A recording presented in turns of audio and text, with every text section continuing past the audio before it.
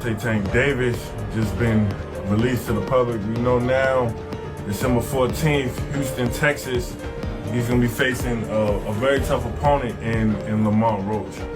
Can you tell us a little bit about the history between them two? Oh man, they've been knowing each other from the amateurs, silver gloves, everything. They grew up actually together, you know. Roach and him back and forth battles and whatnot. Roach always, he come to fight, and I think it's a great fight. Everybody talking all that stuff about, oh, why Roach? Because he signed and took the fight, you know what I'm saying? And it's good. Don Davis completely dominated Lamont Roach without throwing a single punch. Pulling out of a fight with Gervonta isn't just canceling a match. It's like willingly stepping into the lion's den and locking the door behind you. Beat his ass when y'all talking. Y'all better be quiet.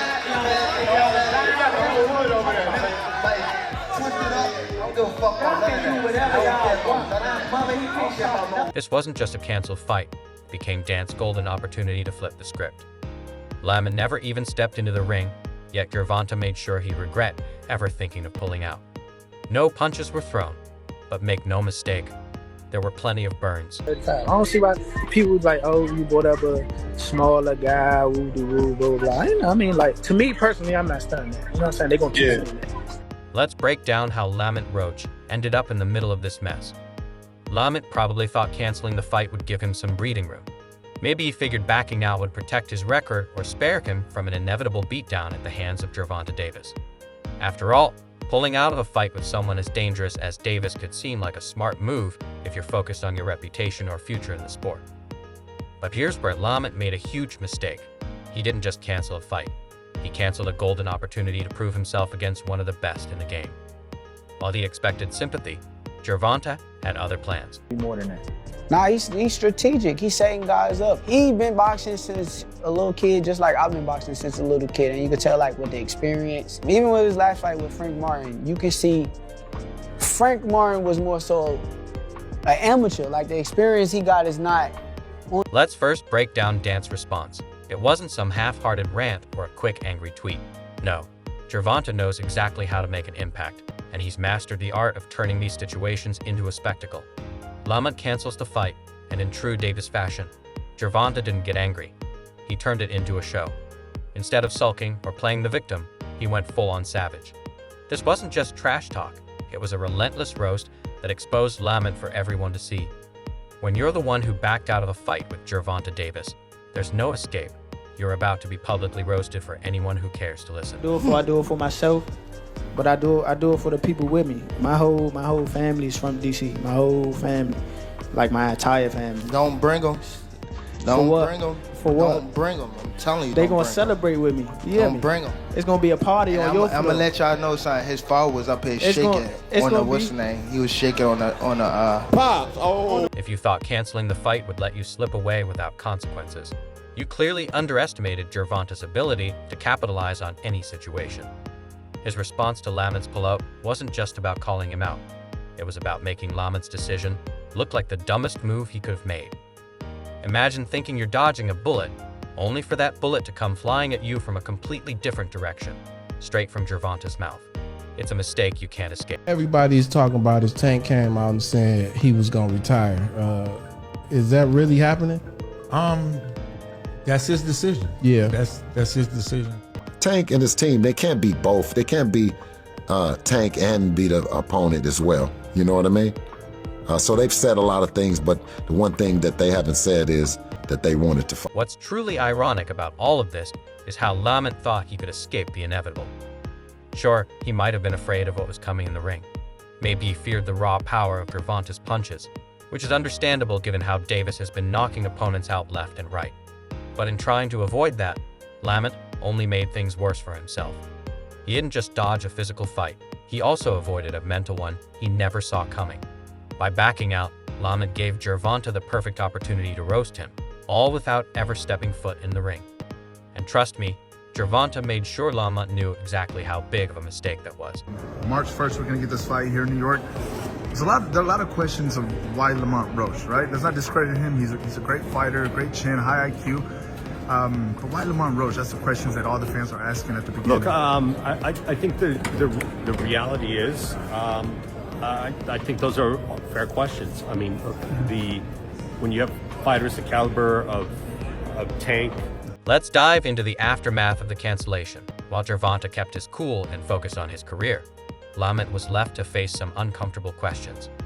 The fans weren't happy. They'd invested time, energy, and excitement into the fight, expecting fireworks. Instead, they got a canceled match and a whole lot of disappointment. So how did Gervonta respond? He gave Lamont a verbal beating that people won't forget anytime soon. If Lamont thought he could slip under the radar after backing out, he was sorely mistaken. Gervonta made sure that canceling a fight with him wouldn't just be another forgettable incident. He turned it into a public spectacle for everyone to see. Is Lamont going to learn March 1st inside that ring here at Barclays Center? Bob and weave, bob and weave. You got bob and weave. He's in what? You got bob and weave, job, bob. And here's where it gets even better for Gervonta. Not only did he roast Lamont publicly, but he made sure everyone knew exactly who the real winner was. Spoiler alert, it wasn't Lamont Roach. Gervonta didn't need the fight to win. He claimed victory before the bell even rang. He turned the tables, making Lamont look like the one avoiding a challenge.